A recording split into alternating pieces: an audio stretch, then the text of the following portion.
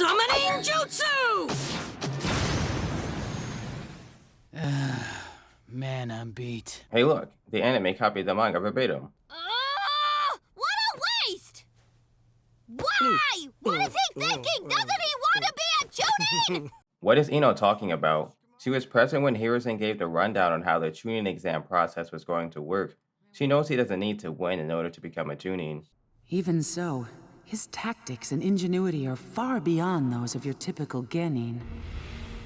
If that had been a real mission and he'd been leading a squad, they would have succeeded.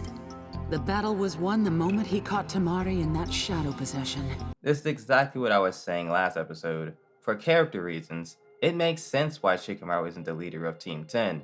The way Shikamaru sees it, it'd be a real drag. Ino would also be left without a definite role, but she'd still be better than Sakura at this point. Despite that, I've always been Team Shikamaru. Kishimoto intentionally emphasized Shikamaru being the superior leader while also foreshadowing his promotion to Chunin via Kurenai and Asuma. I remember a few months back when I was browsing through the Naruto subreddit, there were people who disagreed with that take, and I literally cannot fathom how. Shikamaru is literally just better. Asuma wraps it up pretty well in the anime, so I'll play that. He even has the wisdom to retreat if his position is untenable. He has something a lot of the others lack: clarity. That's a vital trait in a Chunin and in a leader. So I'm curious what you guys think. If Ino replaced Shikamaru on the Sasuke retrieval team, how do you think that would have played out? Comment down below. What the heck was that? Forfeiting the match when he had it won? Jeez! Ugh. Man, that really ticks me off! That lazy son of a... I'm gonna give him a piece of my mind! Bruh, they didn't even give Shino his line in the anime. At least in the manga he got to say something and get ignored. At last! This is the one we've been waiting for! Uchiha's next! Yeah, but who's this Gaara guy he's up against? Don't know, he's a mystery. But he doesn't stand a chance against this Uchiha kid! Well, that's not how that works at all. The only thing anyone in the crowd knows about Sasuke is that he's an Uchiha. From the sounds of it, they didn't even know he's the son of Hagane and the brother of Itachi. All they heard is Uchiha. For all they know, Sasuke is a generic Uchiha that can't even use Sharingan. Somebody tell that guy to put a shirt on. He doesn't even have a six-pack. And just who are these guys? Gang members? Must be with how they're wearing those bandanas. Then there's this guy. Man is built so awkwardly. Oh Schnitzel, is that Vegeta? Well, it seems fairly clear this Uchiha is bound to win. Well, of course Sasuke is projected to win. Gaara has no stats. I don't know who created this data book, but considering Sasuke's only display was when he used nothing but taijutsu, his stats shouldn't be that high. I'm also confused how Gaara doesn't have any stats. Gaara also fought in the prelims and went up against Lee. Gaara's stats should be much higher than all of Sasuke's. The most impressive speed feat Sasuke has is kicking Dr. Gero into the sky. Still a better display than Gaara unless you count him body flicking, but still, whoever made this guidebook should be fired. Go. Tell Genma my decision. Right.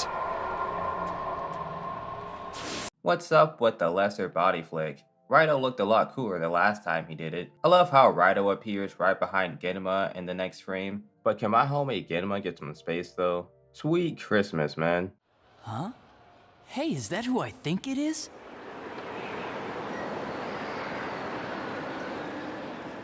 I'm not gonna lie, I fell for this. I saw the two silhouettes and thought, hey, there's still a lot of time left in the episode, and Sasuke's back. I'm gonna get to see some action this episode. Only to be duped by Guy and Lee. Looking back at the silhouettes though, you can clearly see the hairstyles don't match up at all. Then there's the cane. At that moment, I thought Sasuke injured his leg and was going to forfeit his match anyway. This whole sequence was an emotional roller coaster. With all the poses Guy does, he should really try out for the Ginyu Force. That is something. Well done, Naruto. Congratulations. Lee will always be a winner where it counts. He makes a good point. Instead of sulking or calling hacks, Lee accepts reality with stoicism. Having a positive attitude will always be a win in my book. Ayo, whose man is that? On a side note, there's a minor difference I want to address. In the manga, Raito notifies Hiruzen of a message he received from Kakashi. I'm not entirely sure why these panels are needed considering Sasuke shows up a few seconds later, but I digress. The biggest difference to me is the portrayal of Gaara. Screw that Shino guy in the background, let's just pretend he's not there. In the manga, Gaara actually looks over at Temari when she jumps up and continues to look at them while he speaks. That's kinda surprising to me, considering the manga usually portrays Gaara as extremely detached. This time, it's the anime that portrays Gaara as a detached, crazed lunatic who's only hungry for blood. Where the hell is Uchiha? How long does he expect them to wait? Don't you mean, how long does he expect us to wait? And you call yourself a feudal lord. Ha ha ha. What's he thinking? I bet he's planning some big entrance or something. Well, I'm not gonna be impressed. Sorry we're late. You wouldn't believe the traffic. Kakashi had a whole month to think of a witty one-liner, and that's the best he came up with? Shaking my head. And you are? Wait, Genma really doesn't know who Sasuke is? How's that even possible given Sasuke is practically a celebrity? So what about you? Did you win? You know it! Well, don't get too full of yourself. You're still a loser. What? Does Sasuke not know Naruto was up against Neji? There's no way he did.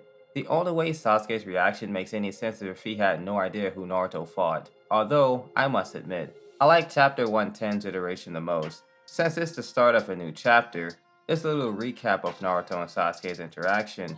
In Chapter 110, Sasuke says, "From that loudmouth attitude of yours, I take it you won your first round battle." In which Naruto replies, "Of course." That alongside the two smiling the whole time shows Naruto has gained Sasuke's respect. That's a lot better than 109. Sakura, what's it like to be on such an amazing team? What do you mean? You know, first Naruto surprises everyone by beating Neji Hyuga. Damn, so screw Lee then, huh? Ino knows he's standing there too. Even though this scene is pretty sad, the manga made it much more sadder. First we see Lee looking down on Naruto and Sasuke, the two people he absolutely doodle-bopped only a month ago. One person has more hype than he did, and the other one defeated his rival.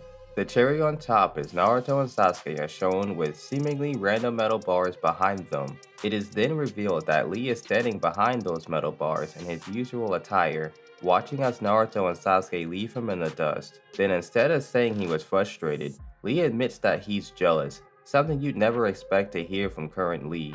This isn't anything major, but I just wanted to point this out again.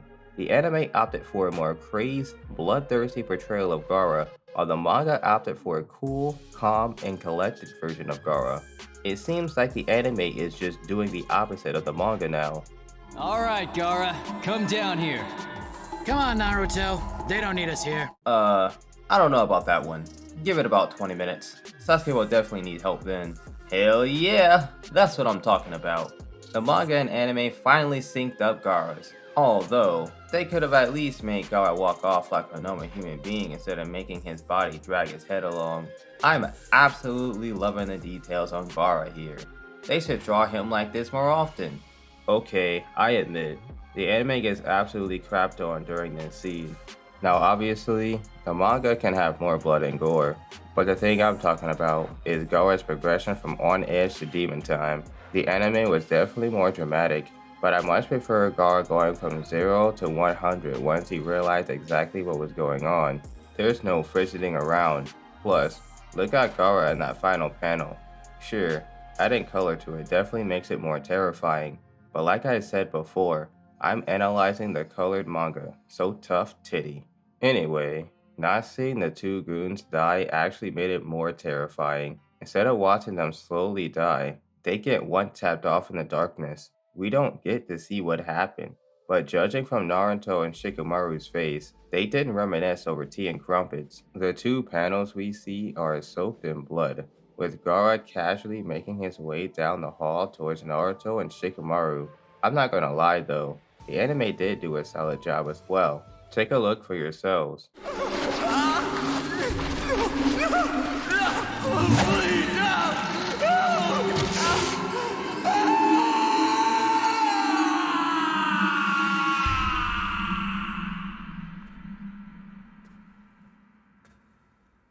The music stops and all you can hear are Gaara's footsteps. I think that sequence was in reference to episode 58. Except this time, Gaara isn't stealthily making his way into Lee's room. Instead, he's making his way to Sasuke to slaughter him just like all of his other prey.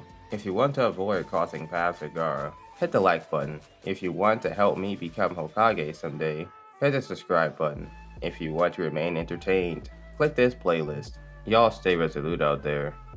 Deuces. Ninja art and a video Jutsu.